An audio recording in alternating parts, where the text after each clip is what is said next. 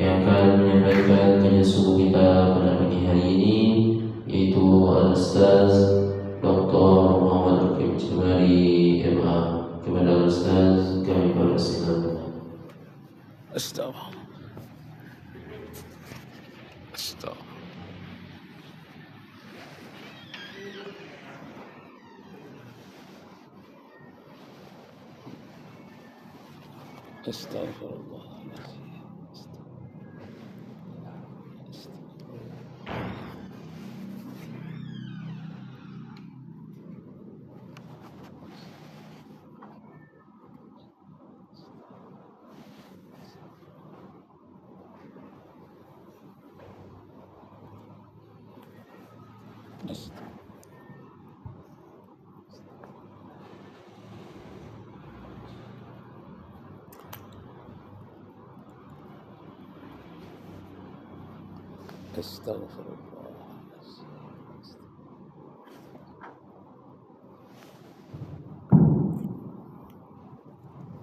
Assalamualaikum warahmatullahi wabarakatuh. Waalaikumsalam warahmatullahi wabarakatuh.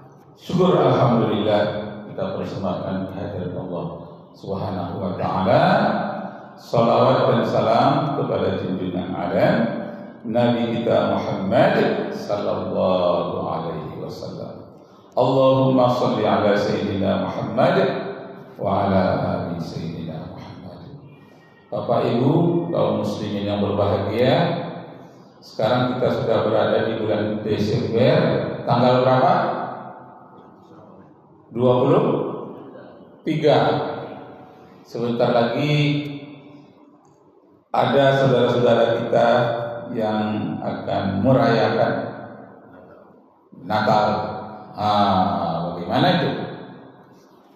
Menurut ajaran Islam, kalau kita mengikuti ajaran itu berarti kita sudah setuju. Setuju. Kalau kita setuju berarti kita melakukan perbuatan yang disebut dengan syirik, yakni menyekutukan Allah Subhanahu wa taala dalam pengakuan bahwa tanggal 25 itu bagi mereka kelahiran anak Tuhannya. Jadi dia anggap Nabi Isa itu anak Tuhannya. Jadi kalau kita ikut mengakui berarti kita sama seperti mereka yang disebut di dalam hadis, man tasabbaha biqaumin fahuwa minhum. Siapa yang menyetujui mengikuti suatu golongan, maka dia termasuk golongan itu. Maka sampaikan kepada anak-anak kita, jangan ada yang beli trompet, ya, yang begadang sampai tengah malam, yang pakai baju tertentu. Itu menurut akidah Islamnya itu tidak boleh. Apalagi Al-Quran di dalam surat Al-Baqarah ayat 120, walan tarda ankal yahud wan nasara hatta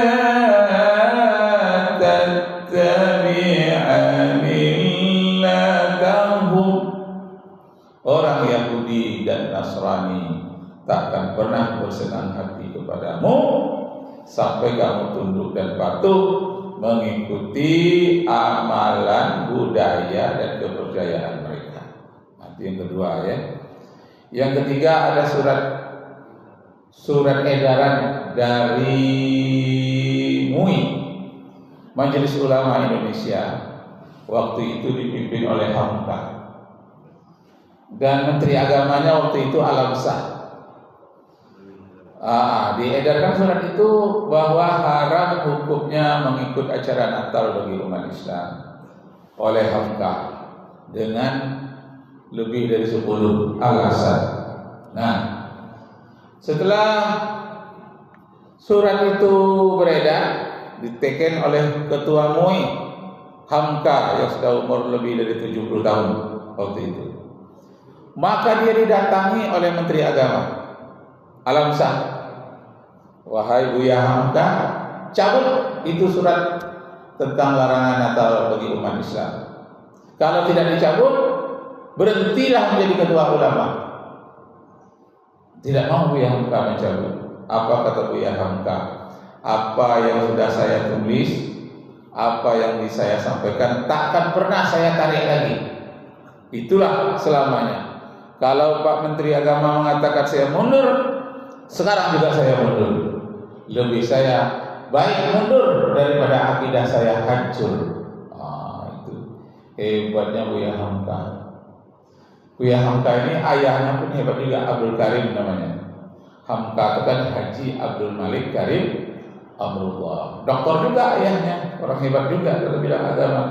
Itu zaman Jepang disuruh tunduk ayahnya itu, Karim Amrullah itu ke matahari terbit. Tidak, orang semuanya nundukkan kepala, hai, nunduk. Dia tidak nunduk. Kata orang banyak, wah matilah dia ini nanti kena penggal dengan pedang samurai. Ayah dari Buya Hamka. Orang semua tunduk, dia tidak. Memang dipanggil dia ke kantor tentara Jepang. Ditanya kenapa tidak mau tunduk? Akidah saya tidak membenarkan, tapi hati saya tunduk kepada Sang Pencipta matahari, langit dan bumi, namanya Allah Subhanahu wa taala. Akhirnya dia dilepas. Tidak diganggu karena dia apa? Pimpinan masyarakat, intelektual, ulama besar. Kalau dia dibunuh, itu tidak akan ada aman semenjak dari anak kecil, remaja, orang tua, apalagi nenek mama, alim ulama itu akan bertindak seluruh Indonesia. Karena namanya sudah terkenal seluruh Indonesia, dimulai dari novelnya Tenggelamnya Kapal Pandarwis. Tambah lagi bukunya yang berjudul Di Bawah Lindungan Kapal. Ditambah lagi novelnya Merantau ke Delhi. Itu bagus-bagus semua. Kalau Tenggelamnya Kapal Pandarwis, itu intinya si Zainuddin dengan si Hayati, yang satu keturunan dari Bugis, si Zainuddin, yang Nur Hayati ini kuat dengan adat Minangkabau, sedangkan dari Bugis tidak memakai adat, hanya memakai agama saja. Ketika dia jatuh hati, tak dibenarkan oleh nenek mama waktu itu. Kenapa? Tak jelas mamanya orang dari Bugis itu siapa. Tak jelas, orang tuanya memang dari Sumatera Barat, tapi ibunya tidak jelas. Karena itu dia tidak ada persukuan. Kalau ayah orang Minangkabau, maknya tidak, sukunya tidak ada. Karena suku mengikut kepada ibu. Itulah dipisahkan oleh Zainuddin. Tapi yang paling bagus intinya itu ialah walaupun mereka jatuh hati, tapi tak pernah dia melanggar adat, tidak pernah melanggar agama. Itu dia. Ada tempat pacuan kuda, di situ dia bertemu, sama-sama nonton pacuan kuda. Kata Nur Hayati kepada Zainuddin, apakah engkau tidak jatuh hati kepadaku, senang kepadaku? Iya, aku jatuh hati kepadamu, tapi aku tidak akan melanggar adat dan tidak akan pernah melanggar agama. Kalau tidak sesuai dengan adat, lebih baik aku tinggalkan, biarlah tidak jadi jatuh hati. Kalau tidak sesuai dengan agama, tidak jadi menikah, tak apa-apa, biarlah aku menahan diri. Nah, itu hebatnya seorang pemuda yang bernama Zainuddin, yang digambarkan oleh Buya Hamka dalam apa itu, dalam novelnya yang berjudul Tenggelamnya Kapal Pandarwis. Cuma Buya Hamka ini pandai memilih-milih kata yang sangat menyentuh hati, sehingga di lembar demi lembar dibaca itu. Di Malaysia mereka namakan novel 1000 sapu tangan.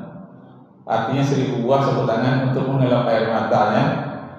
Sedih mendengarkan kisah, sedih ada, haru ada, rasa terhibur ada, keindahan kata-kata di dalamnya luar biasa.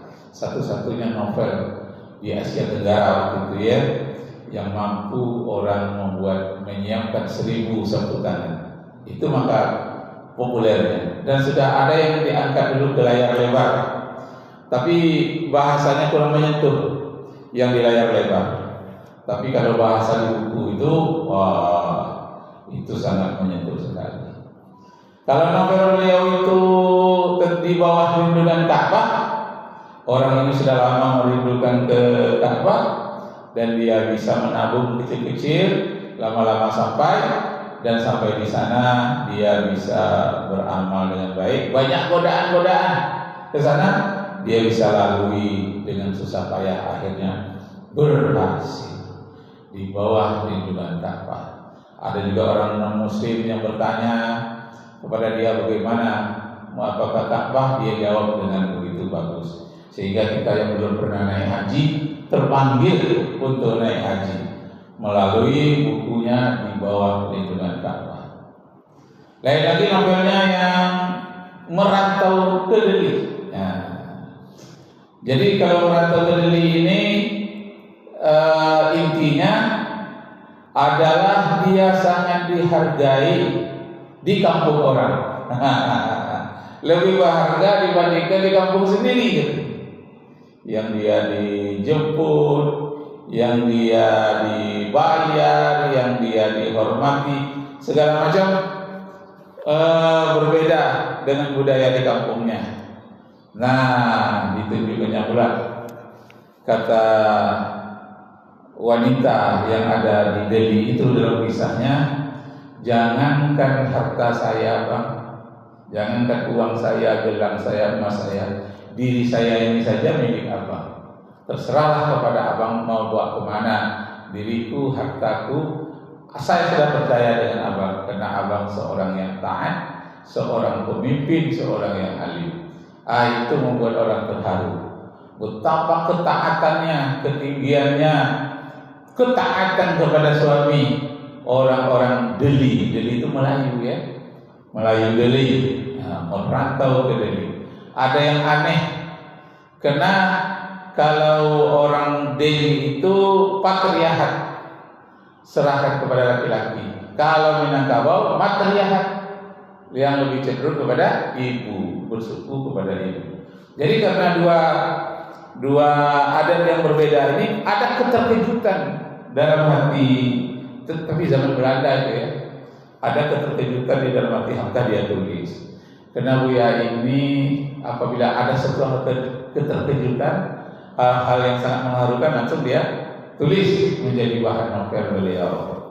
Itu dia.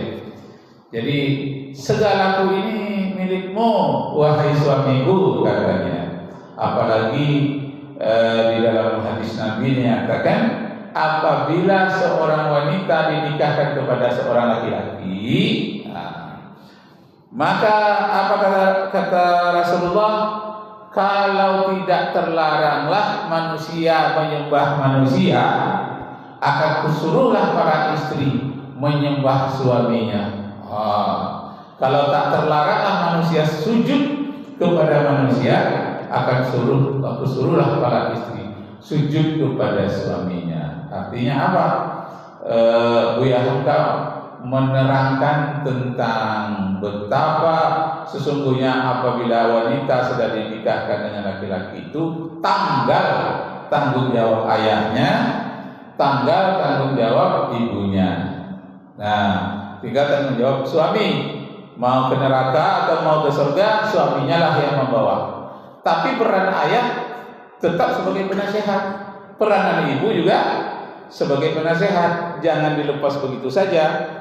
Karena apa yang bisa diberikan oleh suami tak dapat diberikan oleh ayah dan ibu. Maka amanah Allah anak itu tadi kepada ayah dan ibu, amanahnya bahwa anak setelah dewasa dia dinikahkan, baik dia laki-laki maupun wanita. Cuma kalau laki-laki, terangkan kepada mereka betapa besarnya tanggung jawab seorang laki-laki. Kalau anak wanita, sampaikan betapa pentingnya hubungan yang baik dengan suami dan harus rela diperintah oleh suami. Kalau mau ke rumah orang tua sekalipun harus minta izin kepada suami, abang permisi mau lihat ayah, boleh. Ngasih tahu, ya, mustahil pula suami itu melarang kalau suami yang baik. Nah, itulah yang